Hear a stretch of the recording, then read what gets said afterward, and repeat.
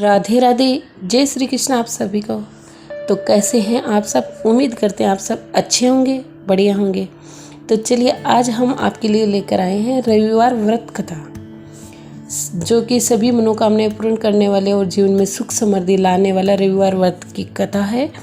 तो चलिए बिना देरी किए हम वीडियो स्टार्ट करते हैं। प्राचीन काल में किसी नगर में एक बुढ़िया रहती थी। वह प्रत्येक रविवार को सुबह उठकर स्नान आदि से निवृत्त होकर आंगन को गोबर से लीपकर स्वच्छ करती थी। उसके बाद सूर्य भगवान की पूजा करने के बाद भोजन तैयार कर भगवान को भोग लगाकर ही स्वयं भोजन करती थी। भगवान सूर्यदेव की कृपा से उसे किसी प्रकार की चिंता व कष्ट नहीं था। धीरे धीरे उसका घर धन धान्य से भर गया।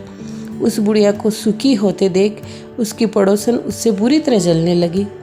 बुढ़िया ने कोई गाय नहीं पाल रखी थी, अतः रविवार के दिन वो घर लीपने के लिए वह अपनी पड़ोसन के आंगन में बंधी गाय का गोबर लाती थी। पड़ोसन ने कुछ सोचकर अपनी गाय को घर के भीतर बांध लिया। रविवार को गोबर न मिलने से बुढ़िया अपना आंगन नहीं लीप सकी।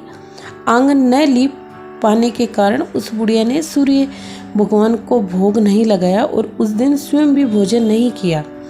सूर्यास्त होने पर बुढ़िया भूखी प्यासी सो गई। इस प्रकार उसने निराहार व्रत किया।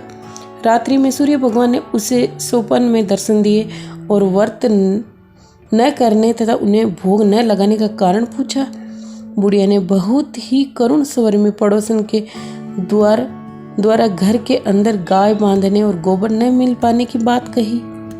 सूर्य भगवान ने अपने भक्त की परेशानी का कारण जानकर उसके सब दुख दूर करते हुए कहा, हे माता, हम तुमको एक ऐसी गाय देते हैं जो सभी इच्छाएं पूर्ण करती हैं, क्योंकि तुम हमेशा रविवार का पूरा घर गाय के गोबर से लीप कर भोजन बनाकर मेरा भोग लगाकर ही स्वयं भोजन करती हो।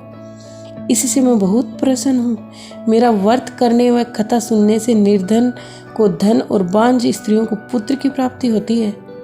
सौपन में उसे बुढ़िया को ऐसा वरदान देकर भगवान सूर्य अंतर्ध्यान हो गए। प्रातःकाल सूर्योदय से पूर्व उस बुढ़िया की आंख खुली तो वह अपने घर के आंगन में सुंदर गाय और बछड़े को देखकर हैरान रह गई। गाय को आंगन में बांधकर उसने जल्दी से उसे चारा लाकर खिलाया।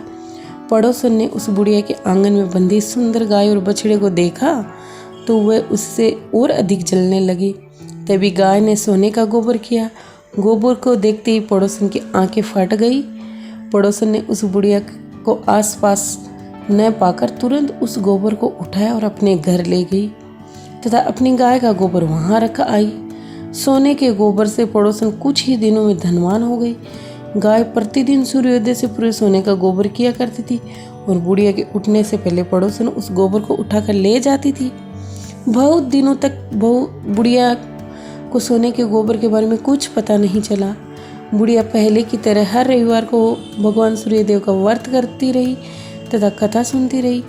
लेकिन सूर्य भगवान को जब पड़ोसन की चालाकी का पता चला तो उन्होंने तेज आंधी चलाई। आंधी का प्रकोप देखकर बुढ़िया ने गाय को घर के भीतर बांध लिया। सुबह उठकर बुढ़िया ने सोने का गोबर देखा तो उसे आश्चर्य हुआ। उस दिन के बाद बुढ़िया गाय को घर के भीतर ही बांधने लगी। सोने के गोबर से बुढ़िया कुछ ही दिन में बहुत धनी हो गई। उस बुढ़िया के धनी होने से पड़ोसन बुरी तरह जल भूनकर राख हो गई। जब उसे सोने का गोबर पाने का कोई रास्ता नहीं सूझा तो वह राजा के दरबार में पहुंची और राजा को सारी बात बताई। राजा को जब बुढ़िया के पास सोने के गोबर देने वाली गाय के बारे में पता चला तो उसने अपने सैनिक भेजकर बुढ़िया की गाय लाने का आदेश दिया। सैनिक उस बुढ़िया के घर पहुंचे।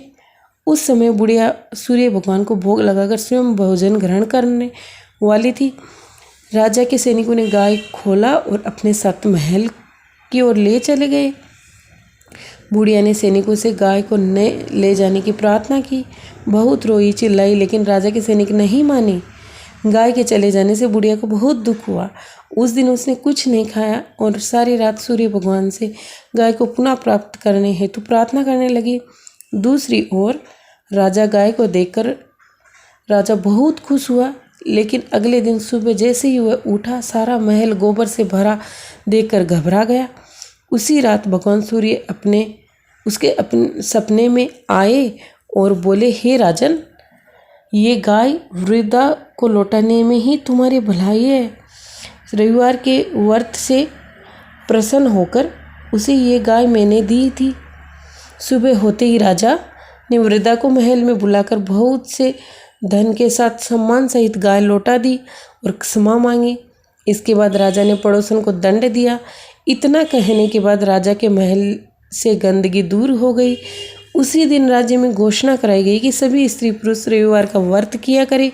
रविवार का व्रत करने से सभी लोगों के घर धन धान्य से भर गए, चारों ओर खुशहाली छा गई, सभी लोगों के शारीरिक कष्ट दूर हो गए। तो ये थी रविवार व्रत कथा। चलिए, आपको हमारी रविवार व्रत कथा कैसी लगी कमेंट करके ज़रूर बताइएगा। और आप और भी इस तरह की कहानियाँ के वीडियो देखना चाहते हैं, सुनना चाहते हैं तो कमेंट करके ज़रूर बताइएगा। और चैनल को लाइक एंड सब्सक्राइब करिएगा, बेल आइकन को प्रेस करना नहीं भूलिएगा। चलिए, मिलते हैं नेक्स्ट वीडियो में। तब तक के लिए राधे राधे, जय श्री कृष्ण आप सभी को।